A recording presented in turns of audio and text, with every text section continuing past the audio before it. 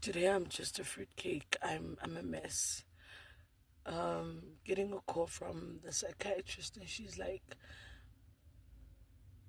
please pass by to see me quickly. I need to see you. And I just sat and spoke to her and she says one of the things that trigger my son is the house we stay in. What do you mean? That's where we stayed. That's where my daughter stayed. That's where my daughter got buried. She says, well, he says the bedroom, your daughter's bedroom, is opposite his bedroom, and he gets triggered each time he needs to walk past that bedroom. He gets triggered each time when he thinks that she's there and then she's not. Um, so what must I do? She's like, haven't you thought of moving? I'm like, how do I move? I bought. I'm not renting. I bought. That's our house. She's like, maybe change environment for some time. Maybe go stay with family. Go stay with family. Family. My family stays far. Like, they don't stay close to my son's school. And she's like, well, maybe try and get a small apartment and rent there with your son for like 6 months or 4 months and see how it goes. Guys, this grief thing is a mess. This grief thing is this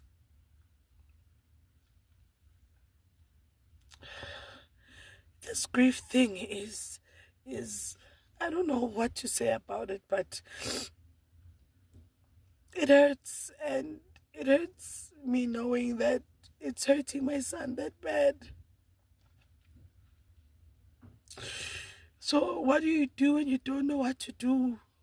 So right now, I'm a single mom.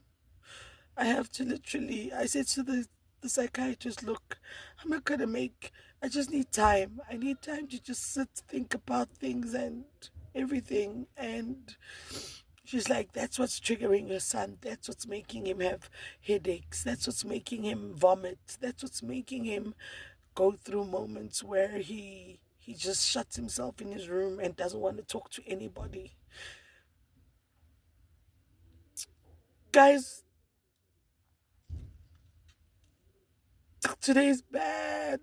Today's bad. Today is just bad for me. Wherever you are, just pray for me. This today is just bad. And I'm carrying not only my grief, I'm carrying my son's grief.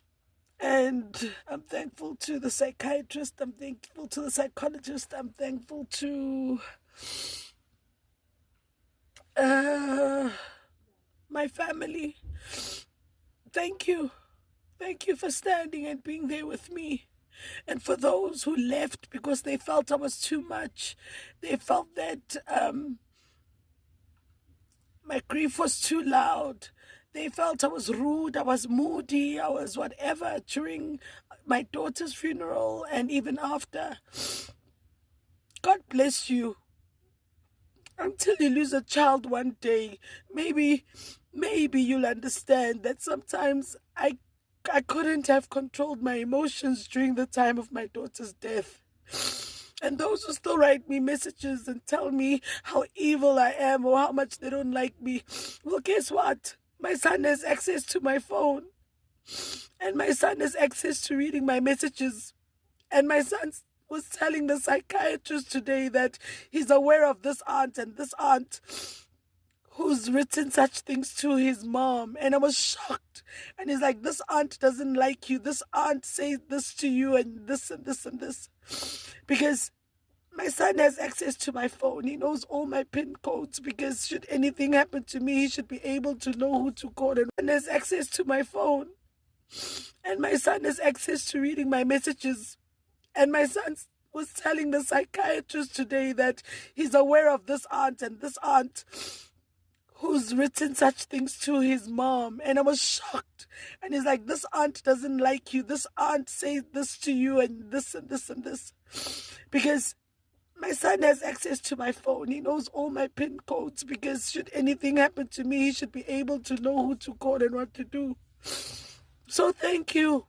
Thank you for playing a role in making sure that my son's mental health deteriorates even further. But we soldier on. We soldier on. I pray and I hope that a few months from now, next year, we'll tell a different story. Next year, we'll be able to rise beyond the grief. My son is an introvert. He doesn't like talking much. And so I carry his grief for him. So if you want to be mean to me, be mean to my son, it's okay. It's okay. I just don't wish you what we're going through. I don't wish you losing a child and having a child that's still alive that has lost a sibling, and you being a single parent and having to figure it out on your own. So good luck and God bless you to all of you who are just being nasty. But my focus right now is my son. My focus today is just making sure my son becomes okay. My focus is that.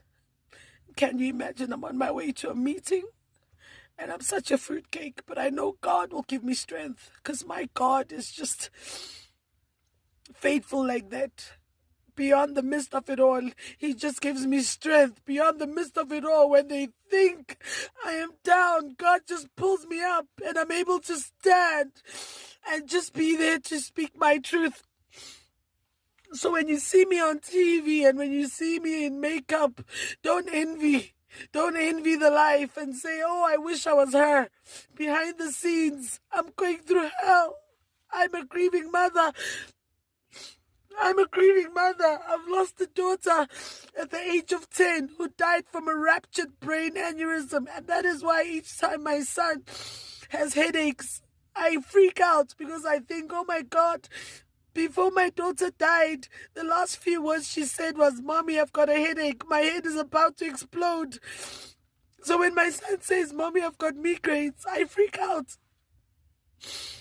So instead of being judgmental, pray for me. Pray for us. If you have nothing to say, just keep quiet. Just keep quiet. So yes, I still have to wake up.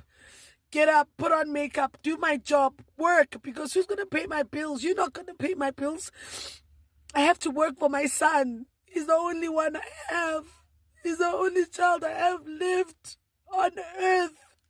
And yes, my daughter's in heaven. She's on a promotional post. But God, it's painful. God, it hurts. Happy Wednesday.